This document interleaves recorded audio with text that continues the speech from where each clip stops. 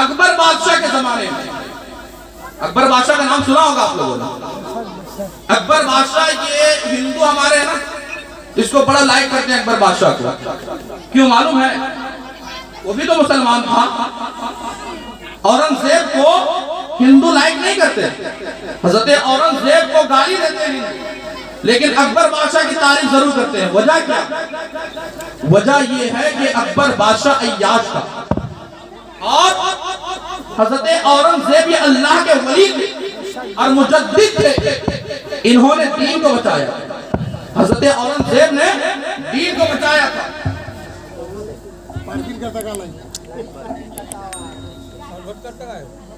बड़े दरूद पाक अल्लाहुम्मा सल्ली सय्यदिना शफीइना नबीना हबीबिना व मौलाना मुहम्मद बारिक वसल्लम सल्लल्लाहु अलैहि वसल्लम अलैका या रसूल अल्लाह सल्लल्लाहु तआला अलैहि वसल्लम। तवज्जो मेरी तरफ रखिए, मैं जहन को लाना कहाँ चाह रहा हूँ, अभी तक मेरी बात मुकम्मल नहीं हुई है, आप जहन को मेरी तरफ रखें।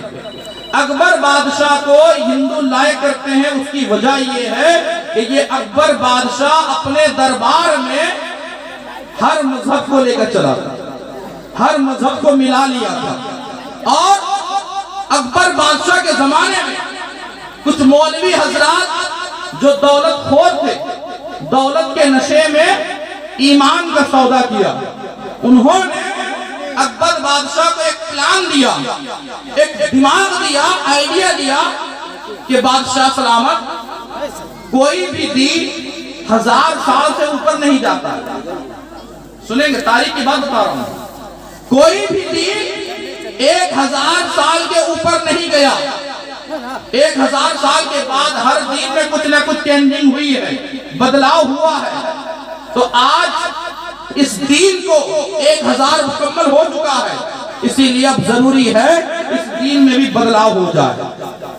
लेकिन उसे मालूम नहीं था उन लोगों को नबी की शरीयत क़यामत तक के लिए आई है। हमारे नबी ये आखिरी नबी है, दूसरा कोई नबी नहीं आ सकता, क़यामत तक कोई नबी नहीं आ सकता। नबी के ऊपर, हमारे नबी के ऊपर अल्लाह ने नबूवत को खत्म कर दिया है, अब क़यामत तक कोई नबी नहीं आ सकता।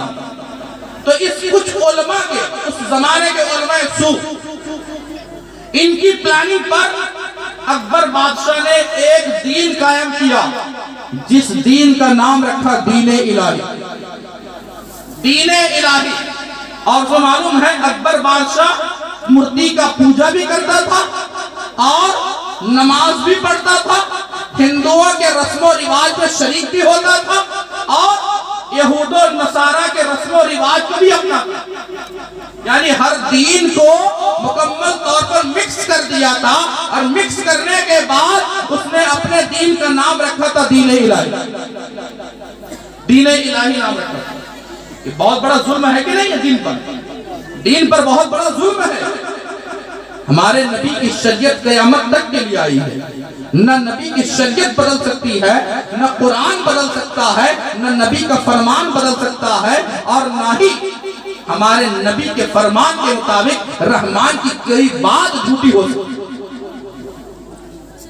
तो अकबर बादशाह ने जुल्म के जरिया लोगों पर दबाव डाला कि मेरे दीन को मानो, मेरे दीन पर चलो, जैसा मैं कानून बनाता हूं उसी कानून पर अमल करो। बहुत सारे जगहों में इख्तिलाफ हुआ कि अकबर बादशाह ने ऐसा क्यों किया, लेकिन किसी के अंदर हिम्मत नहीं हो रही थी इतने बड़े बादशाह का जवाब देने की, क्योंकि पावरफुल बादशाह था अकबर, लाखों की तादाद उसके लश्कर थे, कोई जवाब देने के लिए तैयार नहीं हुआ। एक मर्दे मुजाहिद उठ खड़ा, एक मर्दे मुजाहिद पंजाब की सरजमीन से, सरहिंद की सरजमीन से जो पंजाब में पड़ता है, वो खड़े हुए, जिनका नाम है शेख अहमद सरहिंदी, जिनको मुजद्दिद अल-फिसानी कहा जाता है।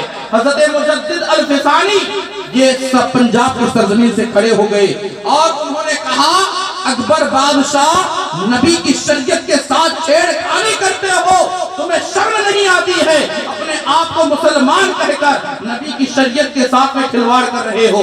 अकबर बादशाह तुम्हारा हश्र बुरा होगा। मुजद्दिद पाक ने अलम उठाया पावरफुल बादशाह का ऐसा जवाब दिया था, ऐसा जवाब दिया था कि अकबर की सारी हुकूमत खत्म कर दी। सुभान अल्लाह, सुभान अल्लाह। मुजद्दिद पाक मुजद्दिद अल-फिसानी, जिनका मज़ार शरीफ आज भी पंजाब सरहिंद में है, बहुत बड़े वली हैं अल्लाह के। आप लोग नहीं नाम सुने होंगे, पहली दफा सुने होंगे। मुजद्दिद पाक 11वीं सदी के मुजद्दिद हैं और आला हजरत 13वीं सदी के मुजद्दिद हैं।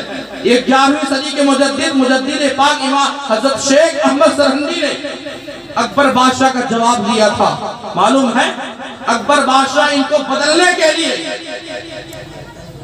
इतनी कोशिश किया कि वो अपने दरबार में लोगों से सजदा कराता था। अकबर बादशाह अपने दरबार में कहता था कि मुझे सजदा करो, और लोग सजदा भी करते थे।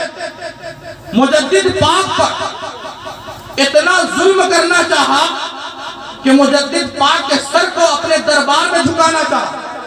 मुजद्दिद पाक को अल्लाह के बहुत बड़े वली थे ना, बहुत बड़े वली थे, जिसका अंदाजा इस बात से लगा सकते हैं।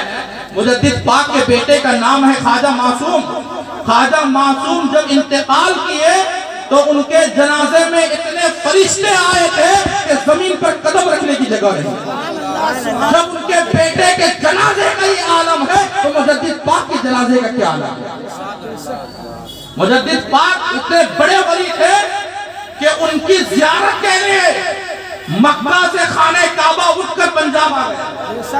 वाक़या मशहूर है, हमने अपने आंखों से देखा है। मुजद्दिद पाक के दरबार में आज भी उस जगह को घेर के रखे गए थे। मुजद्दिद पाक हज को जा रहे थे, दिल्ली में ख्वाजा बाकी बिल्ला से मुलाकात हो गई और उन्होंने हज में जाने से रोक दिया। लेकिन जब वो पंजाब वापस हुए, दिल में तड़प पैदा हुई, तो मैं तो हज में जा रहा था, मैं हज नहीं कर पाया। लेकिन अल्लाह ने उनके तड़प के बदला ये दिया कि खाने काबा को मक्के से उठाकर पंजाब में ला दिया और कहा है मेरे मुजद्दिद तुम यहीं पे तवाफ कर लो, तुम्हें हज का तवाफ। नारे तकबीर, नारे रिसालत, मसलके आला हजरत, मजहबे इस्लाम, नारे तकबीर। अल्लाह। तो मुजद्दिद पाक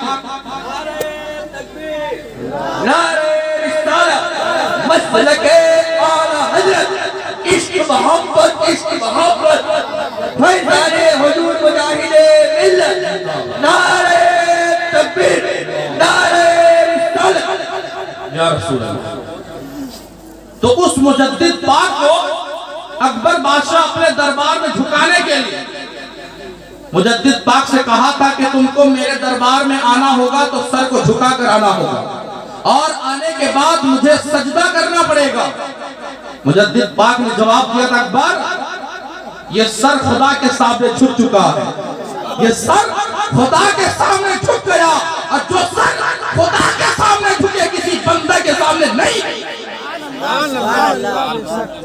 आखिर में अकबर बादशाह ने एक प्लानिंग किया, अपने लोगों से मशवरा लेकर प्लानिंग किया कि जब मुजद्दिद पाक दरबार में आए तो छोटा सा दरवाजा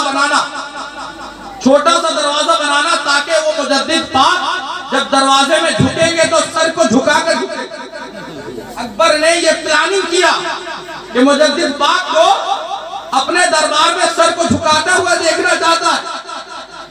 जैसे ही मुजद्दिद पाक अकबर के दरबार में पहुंचते हैं, जब देखते हैं कि दरवाजा छोटा सा बनाया, ये तो अल्लाह के वली थे, इनकी निगाह कहां तक पहुंचती है। मुजद्दिद पाक ने देखते ही समझ लिया कि ये अकबर बादशाह मेरे सर को झुकाने के लिए दरवाजा को छोटा किया है।